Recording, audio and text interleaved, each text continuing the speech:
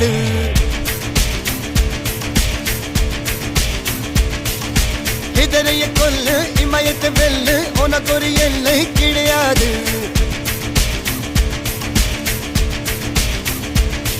யாரோ யாரிவனோ ஒரு நீரோ தீயோ யார் அறிவார். ஆளும் வேறிவனோ அதை அசைத்து பார்க்க யார் வருவார்.